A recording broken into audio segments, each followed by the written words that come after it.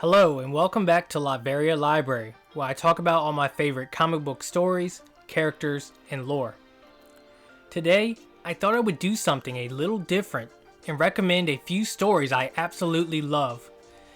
Not really my top favorites because that would be way too hard, but 5 really good stories in no real order.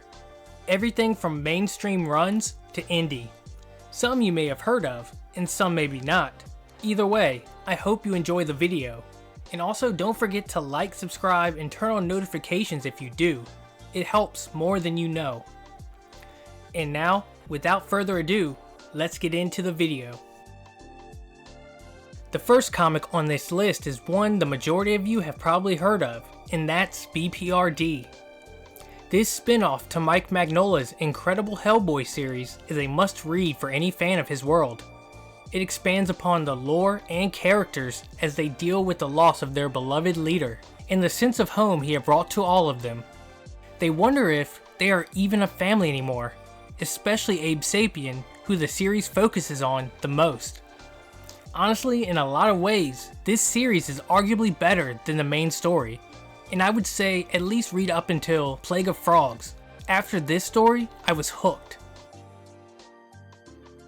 The next comic is Jeff Lemire's Descender, a story about a little robot trying to survive in a universe that has outlawed androids and ruthless bounty hunters hunting the remaining all across the galaxy. Like all of Lemire's work, this space opera incorporates real-life struggles like loneliness, grief, and mental illness, intertwining it with a sci-fi action adventure. Lemire is one of the best, in my opinion, at balancing the two, and this one could be his magnum opus. I honestly cannot recommend this one enough. It will definitely pull on your heartstrings. Next up is Greg Rucka's Wonder Woman Rebirth. Now I could be biased because his first run is my favorite run on Wonder Woman, but this really feels like a return to form for the character, which has been much needed since Gail Simone's run ended, but also feels fresh and new.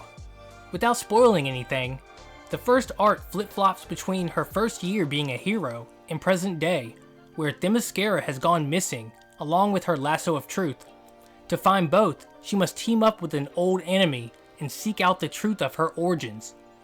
It's my personal favorite launch title for DC's Rebirth, and the perfect jumping on point if you're getting into the character, or if you're just a diehard fan. Next up is Jason Aaron's Doctor Strange. This is a very interesting one that does so well at feeling like a natural progression of the character, what with all the magic he's used over the years to save the world from darker forces most never see, finally coming back to bite him in the ass. All magic has a price, and it's finally time the Sorcerer Supreme pays the cost. What's worse than that is a new enemy has appeared destroying everything mystical, which leaves all the other mages of Earth helpless.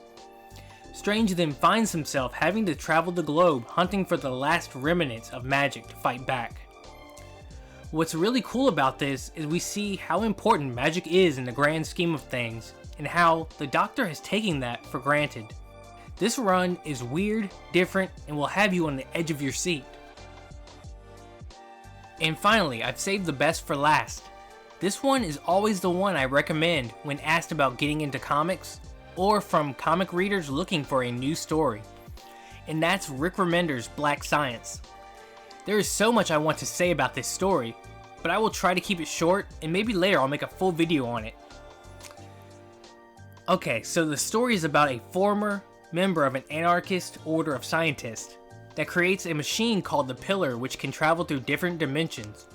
Unfortunately, this machine is tampered with, flinging the scientist Grant, his team, and family through multiple dangerous dimensions without a way home. And that is just the tip of the iceberg. From the first pages, it's obvious there is tension between Grant, his family, and the crew. Throughout the story, without spoiling anything, Grant is forced to face the cause and make things right, while also trying to keep everyone alive. The entire series is an emotional roller coaster that you will definitely want to ride multiple times. I just wish I could talk about it more, but alas, that will have to wait till a later video. I hope you all enjoyed these 5 recommendations. After you're done reading them, come back and tell me in the comments if you liked them or not. And if enough people enjoyed this, I'll most definitely make another one. Once again, don't forget to like, subscribe, and turn on notifications if you enjoyed the video. And I'll see you in the next.